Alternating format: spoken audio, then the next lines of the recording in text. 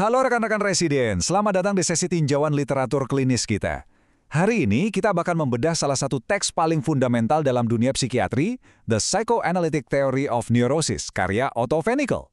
Spesifiknya, kita akan fokus pada bab 14 tentang obsesi dan kompulsi.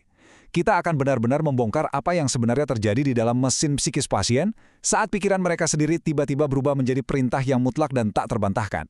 Siapkan catatan kalian ya, karena kita akan langsung masuk ke arsitektur dari neurosis ini. Oke, mari kita lihat petanya hari ini. Ada 6 bagian utama yang akan kita bahas. Fenomenologi, anatomi intrapsikis, 4 pertahanan inti, keraguan obsesif, perbandingan klasik versus modern, dan tentu saja evaluasi klinis. Bagian 1, fenomenologi dari obsesi dan kompulsi. Nah, sebelum kita masuk ke teori yang dalam-dalam, kita harus paham dulu realitas klinis di permukaannya. Coba bayangkan skenario ini yang saya yakin banget sering kalian temuin. Seorang pasien merasa terpaksa mengecek kompor sampai 20 kali sebelum berani keluar rumah. Secara intelektual, kognisinya utuh loh. Dia sudah tahu betul kompornya mati sejak pengecekan pertama. Tapi, ada dorongan irasional yang luar biasa kuat yang menabrak logika tersebut. Secara sadar dia tahu tindakan ini absurd, tapi dia akan merasa sangat cemas kalau nggak melakukannya. Fenikel mendeskripsikan kondisi ini dengan sangat brilian. Ini adalah fenomenologi kompulsi. Beda banget dengan konversi histeria di mana ego kehilangan kontrol motorik sama sekali. Di kompulsi ini, ego pasien masih memegang kendali atas gerakan fisik. Pasienlah yang secara sadar berjalan ke kompor dan memutarnya.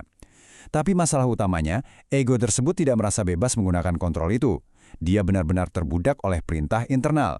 Pasien merasa, saya harus melakukan itu. Kesadaran inilah yang akhirnya menjadi penjara bagi egonya sendiri. Lanjut ke bagian 2, anatomi dari mekanisme intrapsikis. Mari kita intip mesin di balik layarnya. Gimana sih siklus ini bisa terbangun? Model Fenikel menguraikan sebuah mesin siklik yang terus berputar. Awalnya begini, ada warded off impulse, atau impuls bawah sadar yang ditangkal. Terus, ini memicu ancaman dari superego, rasa bersalah yang luar biasa. Ketegangan ini kemudian berubah wujud menjadi sebuah perintah kompulsif, yang pada akhirnya memaksa pasien melakukan ritual. Ritual ini memang memberikan reassurance atau penentraman, tapi sayangnya cuma sementara. Karena akar masalahnya belum tuntas, keraguan kembali muncul dan ritualnya harus diulang. Terus saja berputar seperti itu. Ini poin yang benar-benar esensial ya. Sebuah gejala kompulsif itu sejatinya adalah sebuah kompromi. Dia berisi impuls terlarang dan pertahanan terhadap impuls itu dalam waktu yang bersamaan. Contoh simpelnya gini, seorang pasien punya pikiran bermusuhan atau hostile thought yang nggak disadari terhadap anak atau orang terkasihnya. Pikiran ini memicu rasa bersalah yang ekstrim. Jadi, sebagai kompromi, dia bikin ritual di mana dia harus merapikan bantal anaknya berkali-kali untuk melindungi anak tersebut. Secara klinis, ritual pelindung ini meredakan rasa bersalah, padahal repetisi obsesifnya itu justru mencerminkan besarnya impuls agresif yang lagi dia sembunyikan. Masuk ke bagian 3, 4 pertahanan inti. Apa saja alat yang dipakai ego? Ego kita nggak akan tinggal diam saat diserang konflik intrapsikis. Dalam model klasik obsessional neurosis, ada 4 senjata utama yang dipakai. Undoing, isolation, reaction formation, dan regression.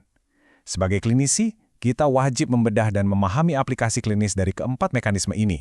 Kita mulai dari undoing atau pembatalan. Secara definisi, ini adalah melakukan tindakan positif buat secara magis memutar waktu atau membatalkan tindakan sebelumnya yang memicu kecemasan. Secara perkembangan, ini berakar dari pemikiran magis masa kanak-kanak, di mana suatu tindakan diyakini bisa menghapus niat buruk. Mekanisme intrapsikisnya adalah ego menggunakan energi motorik untuk menciptakan ilusi keseimbangan simetris. Secara klinis, kalian akan sering melihat gejala 2 fase. Ingat pasien klasiknya Freud, si Ratman? Dia merasa terdorong menyingkirkan batu dari jalan biar nggak melukai orang, tapi sesudah itu, dia merasa harus mengembalikan batu itu lagi ke tempat semula. Implikasi klinisnya jelas, kalau pasien melakukan ritual repetitif bolak-balik, kalian sedang melihat undoing yang gagal memberikan ketenangan permanen. Nah, visual ini membedah pertahanan berikutnya dengan sangat brilian, isolation atau isolasi. Beda dengan represi di mana memori dihilangkan, dalam isolasi pikirannya tetap utuh di kesadaran, tapi muatan emosinya alias emotional catharsis-nya dipotong habis dan diblokir. Asal perkembangannya terkait tabu, larangan menyentuh yang dialihkan ke pikiran. Secara klinis, pasien bisa membicarakan ide-ide yang mengerikan kayak pembunuhan, tapi dengan ekspresi yang datar dan dingin banget. Ini menjelaskan kenapa pasien OCD sering kelihatan kaku dan menggunakan intelektualisasi yang rumit. Mereka mengisolasi ide dari perasaan murni untuk menghindari penderitaan. Pertahanan ketiga, reaction formation. Ini didefinisikan sebagai mengadopsi sikap sadar yang 180 derajat bertentangan dengan impuls aslinya. Kalau impuls aslinya adalah keinginan akan kekacauan, kotoran, atau agresi, pasien bahkan membangun zirah pertahanan berupa keteraturan, kebersihan, atau kepatuhan yang super kaku. Manifestasi klinisnya terlihat pada obsesi cuci tangan yang parah atau jadwal yang kelewat ketat. Implikasi klinisnya buat kita, keteraturan ekstrim ini sebenarnya berfungsi sebagai armor pelindung. Selama aturannya dipatuhi, ketakutan akan kekacauan internal bisa diredam. Dan pertahanan inti yang keempat adalah regression. Venichel menjelaskan bahwa waktu ego menghadapi kecemasan, dia mundur ke fase perkembangan sebelumnya, spesifiknya fase anal sadistik. Disinilah pasien kembali bergelut dengan isu-isu primitif tentang kontrol, menahan versus melepaskan, kepatuhan versus agresi. Ini ngejelasin banget kenapa gejala kompulsi sangat diwarnai oleh ambivalensi. Pasien bisa merasa benci dan cinta secara bersamaan pada objek yang sama. Implikasi klinisnya, kalian akan melihat pasien terus-terusan berkonflik dengan otoritas, termasuk sama superegonya sendiri.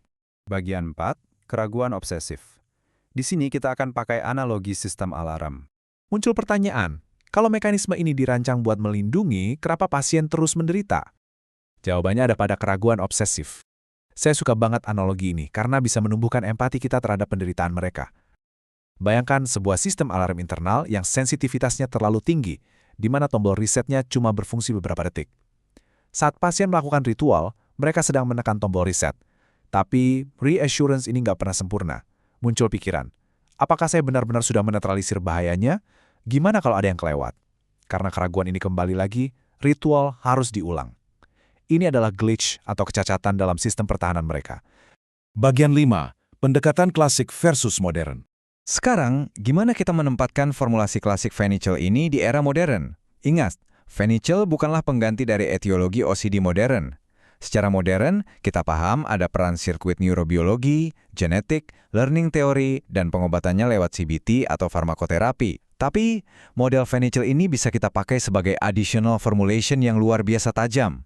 Dia memberi kita pemahaman tentang dinamika rasa bersalah, agresi, kebutuhan akan kontrol, pola interpersonal, dan yang paling penting, makna di balik ritual itu. Obat mungkin bisa menurunkan dorongannya, tapi pendekatan analitik membantu kita merajut narasi penderitaannya.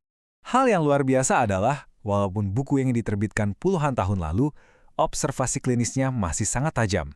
Membaca Venichel melatih kita, para klinisi, untuk nggak sekedar melihat pasien sebagai sekumpulan kriteria diagnostik, tapi sebagai manusia yang sedang melangsungkan pertempuran internal yang sangat melelahkan. Bagian terakhir kita, evaluasi klinis dan kesimpulan. Nah, waktunya mengaplikasikan apa yang baru saja kalian pelajari. Saya ingin menutup dengan perbanyaan analitik yang provokatif untuk kalian bawa ke bangsal nanti. Saat melihat pasien melakukan ritual, jangan cuma mencatat gejalanya. Tanyakan ke diri kalian, pada ritual ini apa sih yang lebih dominan? Apakah ekspresi dari impulsnya, pertahanannya, bentuk hukuman diri, atau murni mencari reassurance? Bisa membedah ini akan benar-benar mengubah ketajaman evaluasi klinis kalian. Dan dengan itu, selesailah tinjauan klinis kita mengenai Venichel hari ini. Tapi perjalanan kita mengulik arsitektur pikiran belum berakhir.